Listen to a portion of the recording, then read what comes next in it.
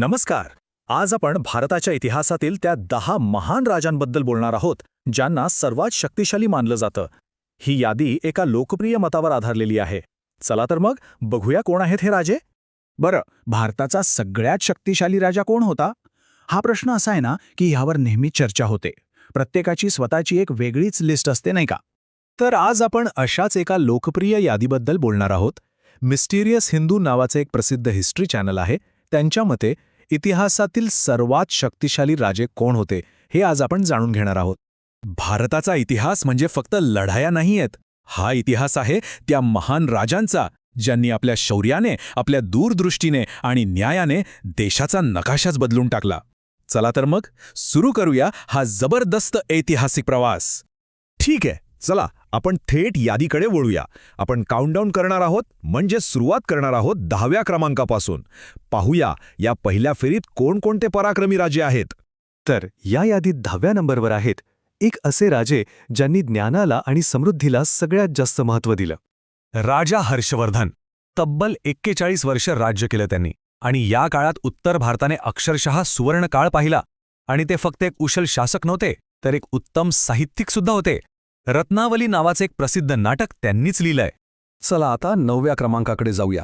या जागेवर आहेत दक्षिण भारतातले एक महान सम्राट, तुळू वंशाचे कृष्णदेवराय. आणि गंमत म्हणजे खुद्द मुघल सम्राट बाबरने आपल्या आत्मचरित्रात लिहिलंय की कृष्णदेवराय हे भारतातले सर्वात धाडसी आणि शक्तिशाली राजा होते. ह्या एका वाक्यावरूनच त्यांच्या शौर्याचा आणि हुशारीचा अंदाज येतो. आता नंबर 8. या नंबरवर एक असे राजा आहेत ज्यांनी जग जिंकायला निघालेला सिकंदरलाही मागे फिरायला लावला. हो, राजा पोरस. जरा विचार करा. एका बाजूला सिकंदर, ज्याच्याकडे 50,000ची अवाढव्य फौज होती, आणि दुसऱ्या बाजूला आपले राजा पोरस फक्त 20,000 सैनिकांसोबत. तरीही त्यांचं शौर्य बघून सिकंदर इतका प्रभावित झाला की त्याने फक्त मैत्रीचा हातच पुढे नाही केला, तर भारतावर हल्ला करण्याचा विचारच सोडून दिला. 7व्या नंबरवर आहेत एक असे योद्धा ज्यांचं नाव आजही खूप आदराने घेतलं जातं. मेवाडचे सिंह महाराणा प्रताप. त्यांच्या ताकदीचा अंदाज फक्त या आकड्यांवरून लावा. 7.5 फूट उंची, 81 किलोचा भाला, तब्बल 208 किलो वजनाच्या 2 तलवारी आणि 72 किलोचं चिलखत. विचार करा, आयुष्यभर त्यांनी संघर्ष केला, पण मुघलांसमोर कधीही मान नाही झुकवली. ठीक आहे, आत्तापर्यंत आपण पाहिले ते होते पराक्रमी योद्धे. आता आपण अशा शासकांबद्दल बोलूया ज्यांनी फक्त लढायाच नाही जिंकल्या, तर इतिहासात कायम लक्षात राहतील अशी मोठी साम्राज्य उभी केली. तर या साम्राज्य निर्मात्यांच्या लिस्टमध्ये 6व्या नंबरवर आहेत सम्राट अशोक. हो, ज्यांचं नाव आपल्या राष्ट्रचिन्हाशी जोडलेलं आहे. त्यांच्या आयुष्यात एक खूप मोठं वळण आलं. सुरुवातीला सिंहासनासाठी 99 भावांना मारलं, कलिंगचं भयंकर युद्ध लढलं. पण या रक्तरंजित युद्धानंतर त्यांचं मन पूर्णपणे बदललं. त्यांनी बौद्ध धर्म स्वीकारला आणि धम्म विजयचा मार्ग निवडला, म्हणजे तलवारीने नाही तर शांतीने जग जिंकण्याचा मार्ग. आपल्या तिरंग्यावरचं अशोक चक्र हे याच शांततेचं प्रतीक आहे. आता वळूया 5व्या स्थानाकडे. इथे आहेत दक्षिणेकडच्या समुद्राचे स्वामी, राजराज चोल प्रथम. त्यांनी आपल्या नौदलाच्या ताकदीवर फक्त चोल साम्राज्याचा विस्तार नाही केला, तर संपूर्ण हिंदी महासागराच्या व्यापारावर आपलं नियंत्रण मिळवलं. आणि तंजावरचं ते प्रसिद्ध बृहदीश्वर मंदिर आहे ना, जे आज युनेस्को वर्ल्ड हेरिटेज साईट आहे, ते त्यांच्याच दूरदृष्टीचं प्रतीक आहे. आणि 4थ्या नंबरवर आहेत असे सम्राट ज्यांना भारताचा नेपोलियन असंही म्हटलं जातं, समुद्रगुप्त. त्यांनी आपल्या शौर्याने गुप्त साम्राज्याचा विस्तार केला आणि भारताच्या सुवर्णयुगाला सुरुवात केली. त्यांच्या काळात कला, संस्कृती, विज्ञान अशा प्रत्येक क्षेत्रात देशाने खूप मोठी प्रगती केली.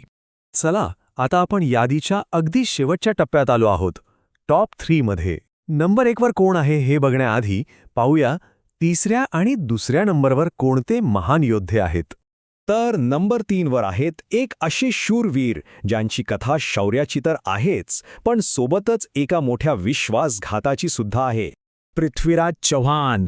शौर्याचं दुसरं नाव, पण दुर्दैवाने जवळच्याच माणसाने म्हणजे त्यांच्या सासऱ्यांनीच दगा दिला, आणि त्यामुळे मोहम्मद घोरीने त्यांना कैद करून आंधळं केलं.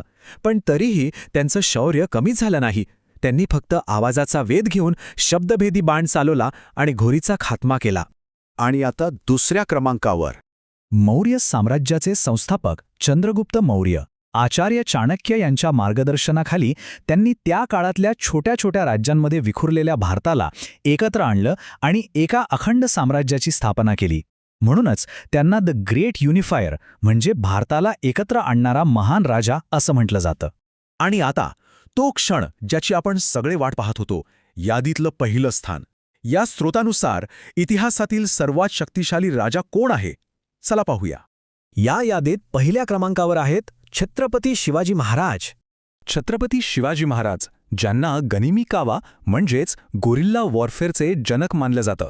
हे असं युद्धतंत्र आहे ज्यात सैन्याच्या लहान लहान तुकड्या अचानक अनपेक्षित हल्ला करून खूप मोठ्या सैन्याला सुद्धा गोंधळात टाकतात आणि हरवतात. याच तंत्राचा वापर करून महाराजांनी बलाढ्य मुघल सत्तेला जबरदस्त हादरे दिले.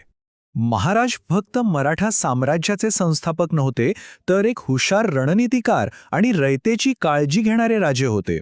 त्यांच्या पराक्रमाचा दरारा एवढा होता की मुघल आणि इंग्रज सुद्धा त्यांना घाबरायचे. त्यांनी आपल्या राज्यात सगळ्या धर्मांना समान आदर दिला आणि त्यांचं आयुष्यच पुढे जाऊन भारताच्या स्वातंत्र्य संग्रामासाठी एक खूप मोठी प्रेरणा ठरलं. तर ही होती यादी. या सगळ्या महान राजांच्या कथा ऐकून एक गोष्ट तर नक्कीच लक्षात येते की या सगळ्या महान राजांमध्ये काही गोष्टी समान होत्या. शौर्य, देश घडवण्याची दूरदृष्टी आणि कला संस्कृतीबद्दलचा आदर. प्रत्येकाने आपापल्या परीने भारताच्या इतिहासावर एक कधीच न पुसली जाणारी छाप सोडली आहे. आणि जाता जाता एक प्रश्न, या महान राजांच्या कथांचं आजच्या काळात काय महत्त्व आहे? त्यांच्या शौर्यातून, त्यांच्या नेतृत्वातून आणि त्यांच्या दूरदृष्टीतून आजच्या पिढीने काय शिकलं पाहिजे? यावर नक्की विचार करा. धन्यवाद.